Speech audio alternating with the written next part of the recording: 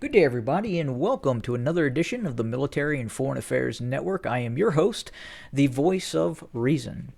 In today's discussion, we're going to have a look at the obviously the situation in Ukraine compared to a possible Russian invasion of the Baltic states. Now, I know going into the Russian-Ukrainian war, it was estimated that the Russian Federation could seize control of, in all likelihood, all three Baltic states within a week. That was kind of the ongoing consensus. There had been RAND Corporation studies and war games that have been conducted on the capabilities of Russia and its ability to seize control of the Baltic states. Now, obviously, with the challenges right now that are occurring inside of the ongoing war between Russia and Ukraine, that may have changed some of these assessments. And I wanted to have a look at it and get your opinion as well on your thoughts about the possibility if Russia were to move into the Baltic states. What would that look like? Is there still a high level of confidence that Russia could seize control of these three states within the better part of a week, if not 30 days? Obviously, much before NATO could raise the required forces to intervene on behalf of those three NATO partner nations. Now, I think right now we're really kind of getting really hooked into what is happening with the Russian performance in terms of its forces and its some of the perceived struggles that the Russians are having against the Ukrainians. And it's very difficult to compare and contrast Russian performance against the Ukrainians when it comes to hypothetical performance, Russian performance against the Baltic states. First and foremost, you have to look at Ukraine, a very large nation state with in excess of 40 million people. At the start of the conflict, with 200,000 ground forces, almost 1,000 tanks, an equal amount, if not more, of armored infantry fighting vehicles, huge amounts of artillery, and on top of that, also equipment in store that the Ukrainians could bring out of storage and deploy to reservist formations. You also had a relatively small Ukrainian Air Force, but it did have tactical aircraft. It did have ground attack aircraft. It had fighter aircraft, MiG-29s, Su-27s, Su-24s, Su-25s. And then obviously the experience that the Ukrainian military has had over the course since 2014 of the original Russian occupation of Crimea and the eastern Donbass areas have given the Ukrainians a very unique set of experiences in terms of actual ground combat against the Russian army. And then also the military infrastructure as it sits was able to rapidly mobilize and have the ability to fend off Russian operations in some cases. But I understand that from a novice's eye view, that one would say, well, Lithuania, Latvia, and Estonia is part of NATO. NATO is much more powerful than Ukraine, so inherently you would then believe that Russia would have more difficulties invading the Baltic states, but that could not be further from the truth. And you have to look at really kind of the situation on the ground in the three Baltic states. You have to look at a host of different things. Really, the Baltic states, all three, do not have an air force. Obviously, the NATO partner nations do have an air force that could come to the aid of Lithuania, but we just don't, or Latvia or Estonia, but we don't know on what level that would look like. Would Germany be ready to enter into open war against Russia over the Baltic states? And I've done videos on this before, and I still believe probably not. At the same time, you have to look at the population of all three Baltic states. You're looking at roughly about 5 to 6 million people that live in all three Baltic states, 2 point something million in Lithuania, then anywhere from 1.5 to 2 million in Estonia and Latvia. So definitely a much smaller population than Ukraine, and obviously also a much smaller military as well that is not as well equipped as the Ukrainian armed forces. I understand that they are NATO states, but they only have a very small, very small military component. All three can probably field about 30 to 40,000 personnel. Some a little more than others. They have no main battle tanks. Just a few hundred armored fighting vehicles between all three states. They do have a limited anti-tank guided weapon capability between Israeli-made anti-tank guided weapon systems, U.S. Javelins, and what have you. So those do exist, probably not on the scale that we're now seeing that the Ukrainians are deploying against the Russians. But a lot of that happened after the conflict. There was a lot of deliveries to the Ukraine once hostilities actually started. And some of those deliveries actually came from the Baltic states. So it's uncertain of what those stockpiles look like. And then obviously we do have actual NATO, U.S. forces in these three states as well, but obviously not enough actual combat power to resist an all-out Russian operation. Now, look, I understand that the Russian military, especially in terms of some of its more elite units, we do know the VDV, the Russian Airborne Forces, have taken some losses, and not all of those regiments within the four VDV divisions are probably up to engaging in continued high-intensity warfare at this time because of some of the casualties that were sustained, especially in operations in northwest and northeast of Kiev, and then obviously operations coming out of the Crimea as well. We absolutely know some of these better Russian units have been pulled off the line to be refit and recoup from its losses, and that could take some time. But the whole idea that the Baltic nations would be able to resist a all-out Russian offensive to capture all three nation states, I would say that perception has probably increased in terms of its ability to resist a Russian invasion, and a lot of that is due to perceived Russian performance in terms of what occurred or is occurring in Ukraine.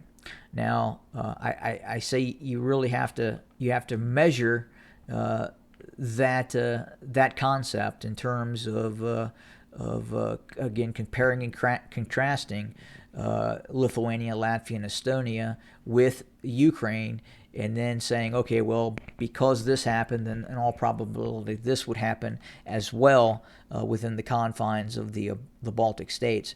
A really big issue that exists for the Baltic states as well is the ability to supply the Baltic states post-hostilities, once hostilities actually start. If we were to see a full Belarusian support, and we have no reason to believe that would not occur based on what we've seen so far in terms of what is happening now with Ukraine, we could anticipate that the first key objective for Russian forces would be to seal off the Suwalki Gap, this area right here near the Polish town of Suwalki.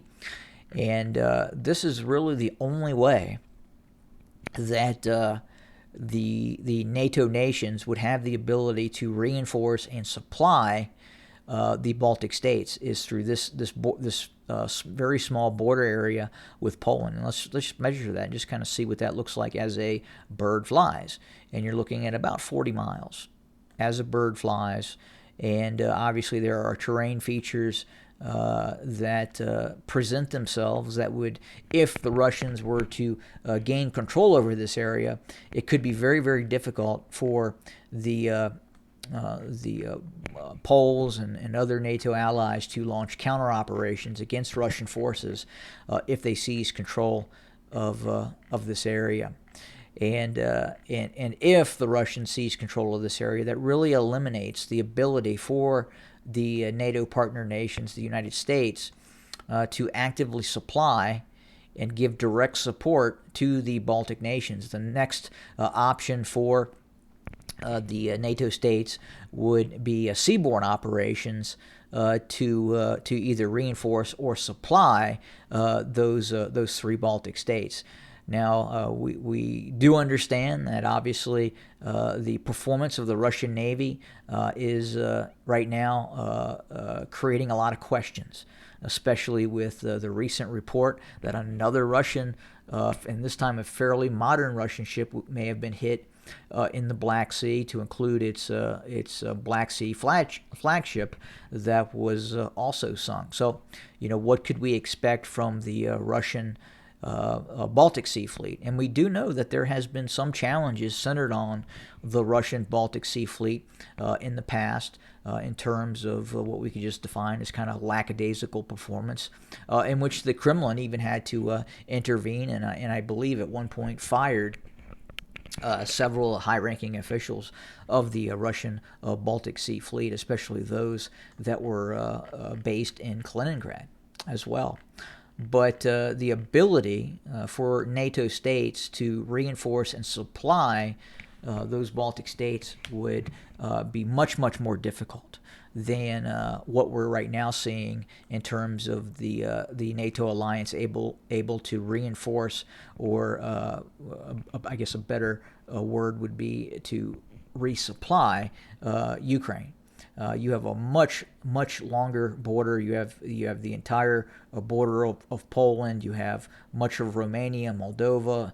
You have Hungary, which is probably not actively supporting Ukraine at this point, and then you have the Czech and Slovak republics as well. And again, just a much broader distance in terms of ability to directly support and conduct shipments of arms into Ukraine. And at the same time, the Ukrainians possess a much more robust air defense capability than the Baltic states as well. The Baltic states really do not possess what you would define as an integrated air defense system with long-range, medium-range air defense missile systems, which the Ukrainians possessed at the time the conflict started. So there would probably be a lot less issue with direct air defense systems, especially long-range, medium-range air defense systems coming into play against Russian forces. Now, with that being said, there's a much higher likelihood that we would see direct air engagements between NATO aircraft and Russian aircraft over the Baltic states. And I guess the question is how would the Russians fare in direct air-to-air engagements against the NATO partner nations, depending on who actually stepped up to intervene. And right now, I would say, given the performance of Russian forces in Ukraine, I would have to say that the Russians could be looking at a very, very tough time, especially if they started facing off against U.S. Stealth assets. Now, with that being said, we also have the issue of Russia being able to deploy its air defense systems to negate NATO operations over Lithuania, Latvia, and Estonia, which could come into play as well. And we could really kind of see the limitation on both sides of conducting air operations, quite possibly over the Baltic to some extent. But the Baltic states really just don't have the military capacity as did the Ukrainians to resist a very focused Russian operation. Obviously, the Russians would face many challenges. Very, very forested countryside with, in some areas, very, very dense urbanized areas that the Baltic states would be able to resist from, quite possibly just like we're seeing in areas in the eastern Donbass region. Now, the Baltic states have not been fortifying its countryside the way the Ukrainians have in the east. In many cases, we were seeing multiple redundancies in terms of defensive lines facing the Russian forces. It's been very, very difficult because of that preparation by the Ukrainians for Russia to continue to make these fairly high-speed maneuver operations against the Ukrainians, especially in the east. I would say most of the success has been within the confines of northwest and north and northeast of Crimea. But a lot of that, a lot of the challenges the Russians have faced against the Ukrainians is because of the size of the Ukrainian force, anywhere from 40 to 60,000 personnel, always on duty in the east and continuing to fortify many of those frontline cities and towns. We've not really seen that in the Baltic states. So, in all probability, the Russians would have a much less challenging time launching an invasion into the Baltic states, unlike what we have seen in the Ukraine. So I get because the perception of the Russian performance would lead observers to say, well, because the Russians would now be facing off against NATO direct, it would be even more challenging, and I think that is a bit overestimated. And I think in all probability the Russians would probably have less challenges invading Estonia, Latvia, Lithuania, or one of the Baltic states. I would say that if Russia went after one, they would really have to go after all three. Because if they didn't, they may find themselves in a similar situation that they may be facing in Ukraine, in which the Russians may take some territory, but at the end of the day, if the Russians don't meet all its war goals or war aims, especially in taking a territory east of the Dnieper River, the Russians could be facing a rearmed and reinvigorated Ukrainian military 5 years from now that could be much, much more powerful than the Ukrainian army that they're now facing, especially if Western states gives the Ukrainian Air Force an actual real high-end Air Force with fourth-generation aircraft. That could really cause some issues for Russia in case of any kind of renewed hostilities if this current war ends and Russia finds itself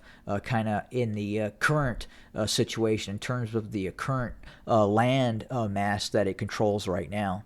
It would be at a strategic disadvantage to be able to hold that if Ukraine rearms and launches some sort of counter-military operations against the Russians, especially the way the Russian economy is being damaged. And I think at this point, the Ukrainians would probably be able to rearm a bit quicker with Western support as opposed to Russia. And that's why it's going to be very crucial, I think, for Russia to completely mobilize and really tackle this from a total war perspective. But getting sidetracked, excuse me, in terms of what we're really looking at, and that's the prospect of a Russian operation against the Baltic states, and has that changed because of Russian performance in the Ukraine? The view that it would be a relatively quick operation. I definitely think that what's happening in Ukraine is at least raising some questions for me in terms of Russian capability, and especially Russian capability to seize the Baltics. I don't think, I still stand by my argument that the Russians could do it. it would probably be more challenging than I think initial assessments have been made in terms of Russian capabilities to quickly seize the Baltic states. But if the Russians were to really focus on that objective of taking down all three Baltic states and occupying all three Baltic states, it could do that. Now, probably more challenging, again, than initially anticipated, but probably not outside the scope of Russian capabilities, even now after the reported losses and the degrading of Russian capability that has occurred in Ukraine. I think if the Russians do get it together, fully mobilize, and repair some of these units that have been damaged, you could see, especially if we continue to see the war escalate, and we continue to see direct NATO assistance in terms of kind of what we're seeing now. If we have seen another Russian ship be destroyed in the Black Sea, and again, in all probability, that's because of NATO intelligence sharing and real-time intelligence sharing that has occurred. And the real possibility is going to continue to exist that we could see some sort of exchange and military conflict as this conflict continues between Russia and NATO. And it seems reasonable that if that were to occur and we really see some high-intensity warfare break out between NATO forces and Russia, it seems reasonable that Russia would really kind of go for the jugular and look to seal off any threat from the Baltic states, especially any kind of reinforcement from NATO. And that would have to be quickly done by sealing off, the border with Poland, and then limiting NATO's ability to reinforce the Baltic states via seaborne operations, which I don't think would be as challenging as preventing the resupply of the Ukrainian armed forces, as we're seeing now. But tell me what you think, and feel free to comment in the comment sections. Thanks for joining us. More to come. Have a good day.